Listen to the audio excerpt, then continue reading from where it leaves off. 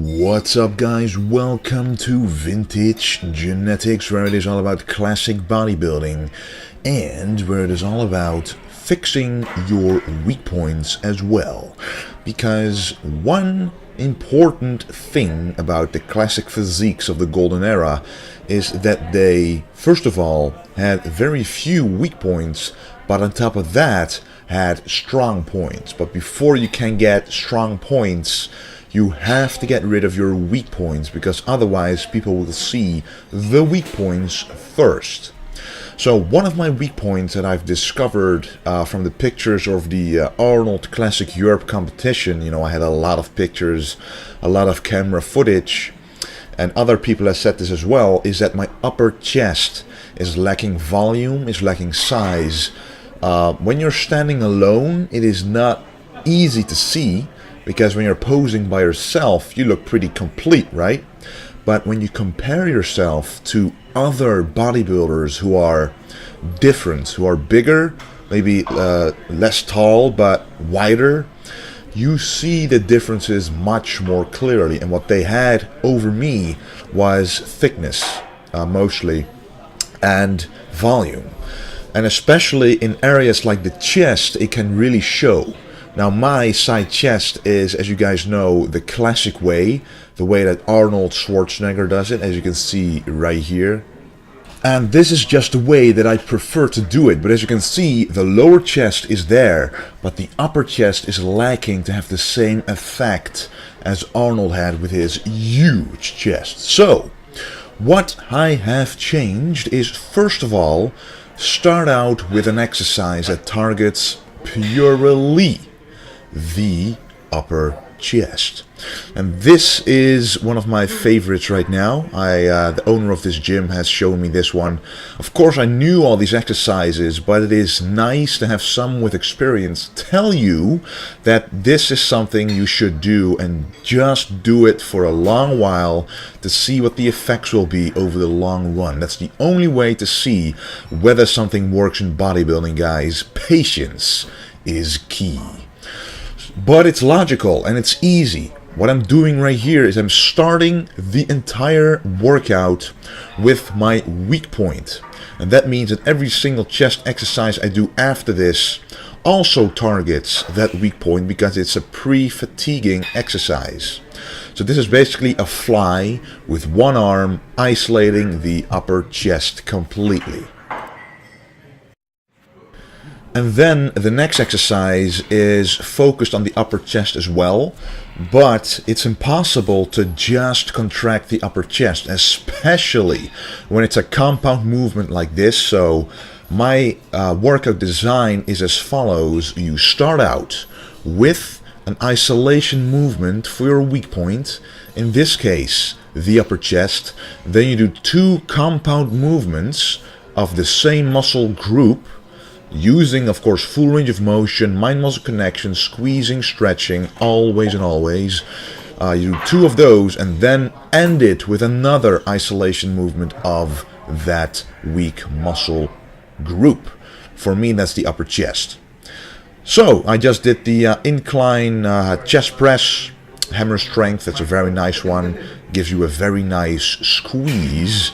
And now that our chest is filled up, I like to use this exercise, the incline dumbbell press, as a stretch exercise. As you can see, I go down as much as I can, stretching the chest. That's what the dumbbells are for. They can go deeper than a bar. And then when I'm going up, I don't lock out, because you lose the tension. I go straight back down the moment that I feel that the chest is losing tension. And that's the way to do this exercise, in my opinion. So here you can kind of see that I'm still in rebound mode. A lot of people seem to underestimate the effects of a rebound after a competition. And when you do it right, you can have a lot of benefits out of it. You keep your shape, basically. You keep looking pretty dry, pretty conditioned, but you're adding volume to your entire musculature because you're now eating more carbohydrates, more fats, the protein is about the same, but your body is now absorbing every single nutrient and feeding the muscle, because it couldn't have done this months and months at a time. It wasn't able to do that, so now it is. But I am keeping the shape for a reason, which I might be able to tell you at the end of this workout. But anyway, this is an interesting exercise. Again, this is the isolation exercise, the fourth and last chest exercise. Hitting the upper chest. This is basically kind of a fly, a low to high fly, purely focusing on the upper portion of the chest. Make sure to stretch, but especially contract that part of the chest. And here I'm doing some posing, just to see on camera for myself as well the fullness that I'm able to achieve. And I want to bring this fullness to the stage next time that I will compete, because I can either choose for a hard conditioned look or a full look. Now, the best of both worlds would be to be conditioned and full, but that is something that you need other things for, and I'm going for the full, more healthy look. But now it's time for the first of 3 tricep exercises, and this is one of my favorite. It gives a great stretch when I'm going up. I like to go up a little higher than 90 degrees because that gives us a greater stretch for the triceps. When you stretch the triceps, you put more signaling to it to grow, especially the long head, which needs a lot of stretching. Then when going down, you squeeze the triceps. At least go fully down with your arms. The moment that you cannot do this anymore, you choose a lighter weight, guys. The muscle is supposed to be working, not momentum or the rest of your body. Purely the triceps. So this is a tricep dips. It looks like a chest dip, but it's a shorter range of motion, because the moment when you go up and you feel your triceps pulling, basically stretching, then you're already high enough. And then you simply push down again and contract, squeeze for a second at the bottom. This is a great exercise because it's pretty much a combination for the short head on the side and the medial head of the triceps for mass and roundness.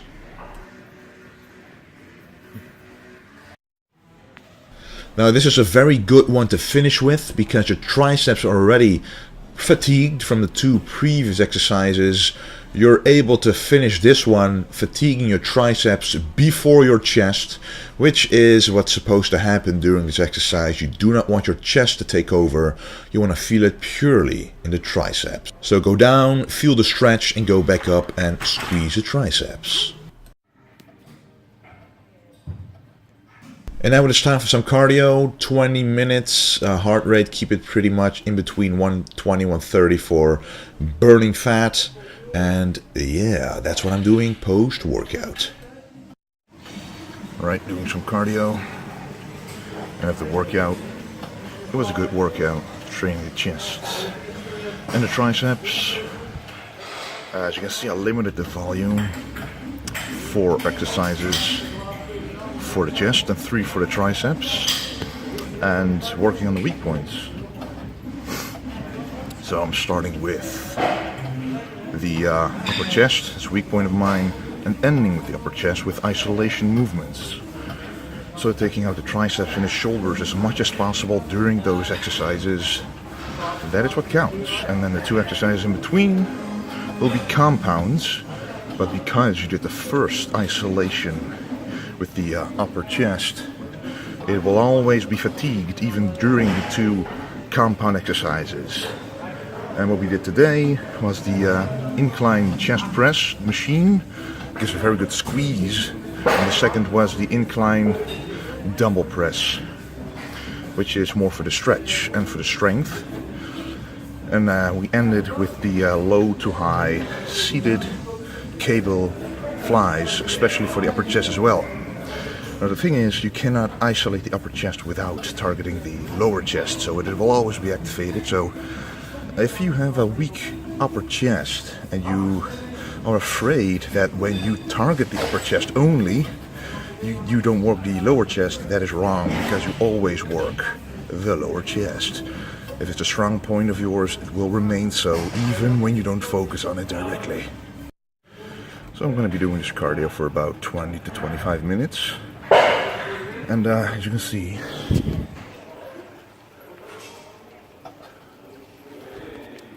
this gym is pretty awesome. It's my new gym. I'm never going, well, at least this is going to be my new to-go-to gym every single day. Of course, I'll be going from time to time to the other gym, Pure Fitness, in another city that I used to go to, that I started this channel with, you know, that gym. But here, I get such amazing guidance, so much knowledge is here, so much experience. You know, the way that I'm training right now is actually directly from the owner of the gym, who taught me some of the exercises, but it's advice. You know, you don't have to literally do what he says, but he has an input, I have an input, and together we combine it to get the best training, nutrition, supplementation, and especially posing that he helped me a lot with. And in a few weeks, you might see me on another stage again. So maybe that's why I'm doing cardio. Maybe that's why I'm keeping this shape. And I'm making full use of the rebound of the Arnold Classic Europe. And I'm trying to build as much quality mass, at least holding on to my shape, but get in a little bit fuller, maybe a little less hard, but much fuller on this stage, to show you guys an even better package than the Arnold Classic Europe, hopefully. So we'll see. I'm very excited again, and there's a lot more videos coming concerning the nutrition. Ooh, my arm is getting a little numb, but yeah, I'll be doing videos on nutrition, the posing, the rebound, the macros, that'll be coming very soon, and exactly how I'm going to work on those weak points. And this is actually the first weak point video that I'm showing you exactly how I'm going to be working on the upper chest.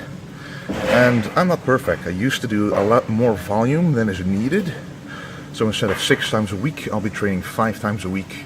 And instead of 5 exercises per muscle group, I'll do 4 exercises. For example, today was 4 chest exercises, and I did 3 triceps. So that's 7 exercises all in all. But the exercises and the sets themselves are more intense, and you'll be able to go more intense because you do less volume, more energy to do the sets, the reps, the squeezes, the slow negatives. So yes, guys, that's the video of today. As I mentioned, a lot more coming. I want to thank you for watching, and don't forget to stay.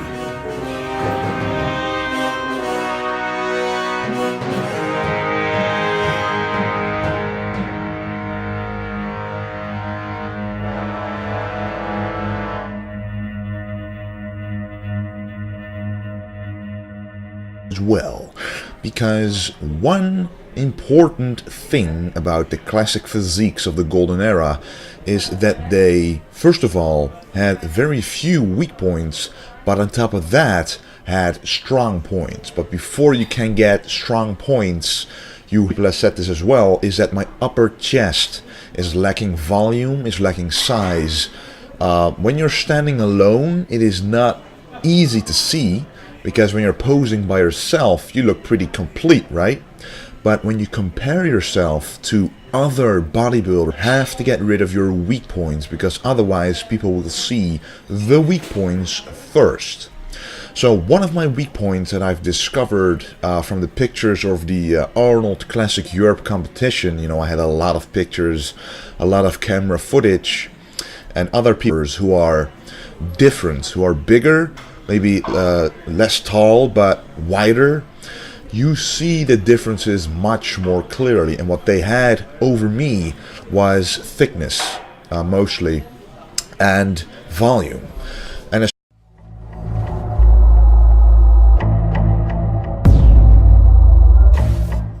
what's up, guys? Welcome to Vintage Genetics, where it is all about classic bodybuilding, and where it is all about fixing your weak points